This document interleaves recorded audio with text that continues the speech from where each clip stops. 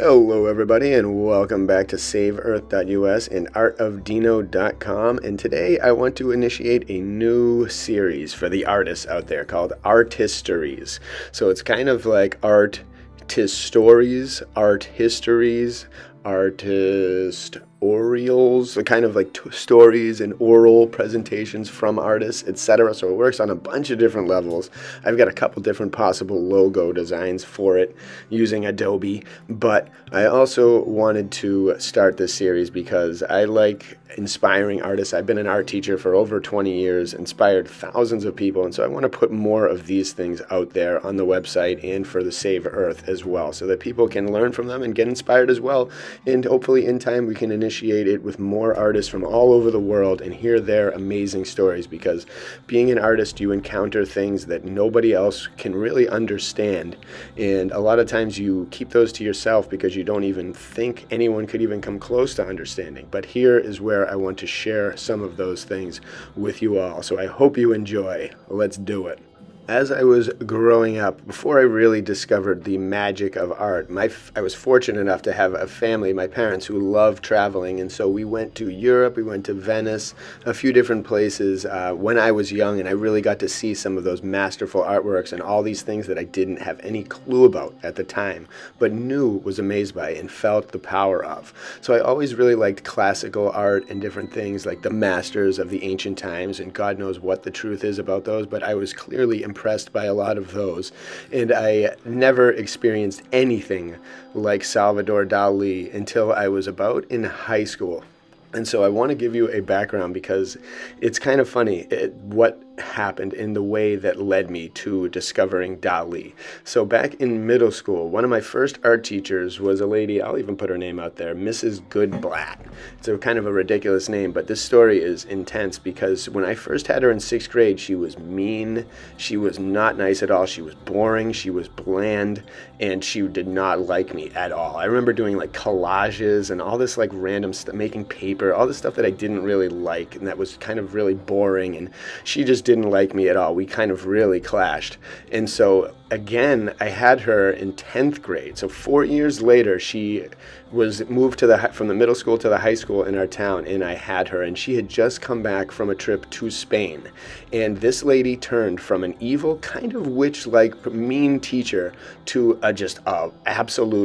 something changed in her that was unlike anything I'd ever seen anyone go through. She was all of a sudden wearing all these colors, and she was an older woman too. So she had seen this exhibit, and she was telling us all about it, and when I was seeing her, I remembered her from being mean to me and not liking me in 6th grade. And this new person that I saw in the classroom was a totally new person. She was like a free bird. She was wild, she was loose, and her art classes were amazing in high school. We were doing so many cool things. We entered surrealism, we did all this stuff, and so she brought back some images of Dali and started talking about him and telling me, and her passion for what she had experienced and the fact that I had seen her change so drastically really hit me so hard. And I remember looking at the Dali books and being like, wow, I've seen all the classicals, but I've never seen anyone represent dreams like this man right here. And I had dreams. I had a really vivid imagination. I used to write books. I will tell you more about those at another time, but I was extremely creative, but not in a visual art way. Right when I saw Dali for the first time and saw the power it had over this woman, this art teacher, I realized, wow, this guy is doing something. This guy's putting imagination to paper. He's doing something I never even fathomed was possible. And if I had seen surrealism in the past, I had kind of tuned it out and not really given it much thought, but Dali was something so different. Because he combines the classical with the imagination of dreams, and then he's got something else that's just unbelievable. He's got a presence, he's got a collection that's unbelievably talented. He's got such a diverse range of things that I was just unbelievably blown away. And it changed my life absolutely forever. Ever since I almost got inspired to become an art teacher from those moments. And it changed me. It really changed me. I began doodling in every one of my books from then on. Every single class when I wasn't paying attention, I was drawing in my books, and I was doing different things and combining different concepts. And all my art projects for different courses started to become more surrealist and more imaginative. It was literally like I had blinders on, or I had like a hand behind my back, and this lady and this experience that she had and the DALi discovery blew my mind. And then so a few years later, when I went to the Philadelphia Art Museum with some friends on a slightly psychedelic adventure to the DALi exhibit that was there, I came across this drawing and bought a poster of it. But in person, when I saw this particular drawing, I think Premonitions of Civil War and Baked Beans and stuff by DALi, but the blue in that sky was unlike anything I'd ever seen. I was floored, and I stared at this for like 20 minutes, and I was just infatuated by the symbolism, by the use of that someone could create so much symbolism and so intricately interlinked that I had no clue what it meant, and I couldn't figure it out. And I saw some of his with stereoscopic vision. Some of these artworks are like 30 feet huge. They're massive visions that cover entire walls. They're incredibly elaborate. They're beautiful. They're perfect. They're never thought of before ideas. And so it was just love at first sight for DALi.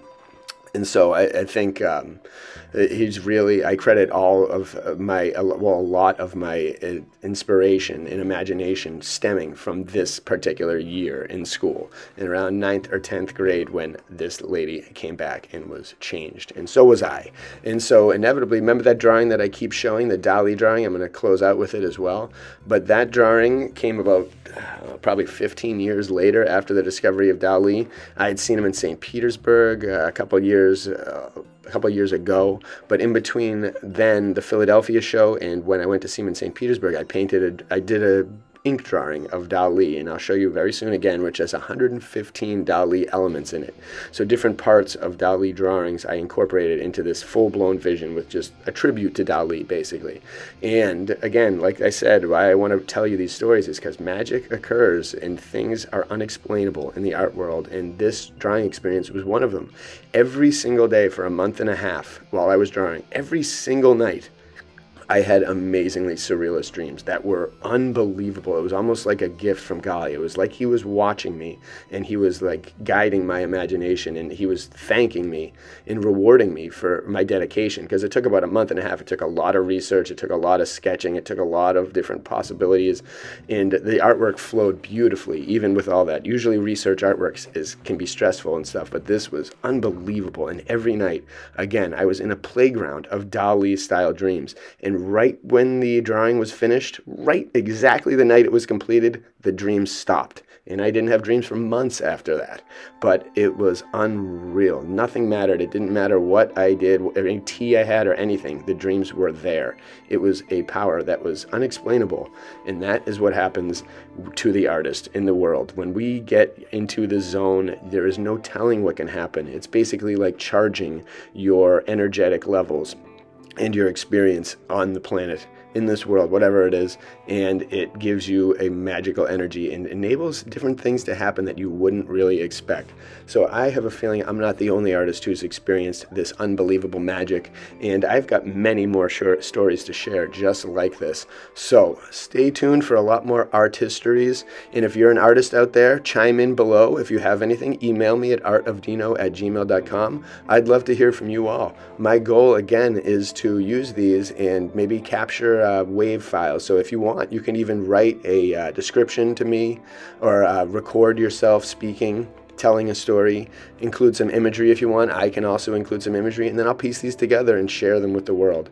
That's the ultimate goal, because artists need to share their stories, and the culture is about to have a renewal and a renaissance, so we have to make it count, and we have to make it really impressive and really inspirational for all the future generations of this world who need to be inspired by positive beauty and amazing creativity and imagination. So it's up to all of us. I will share more of these art histories, and I want you to as well. So again, email me if you can, and then chime in the comments as well, and let's make this into some amazing series that incorporates all of us out there.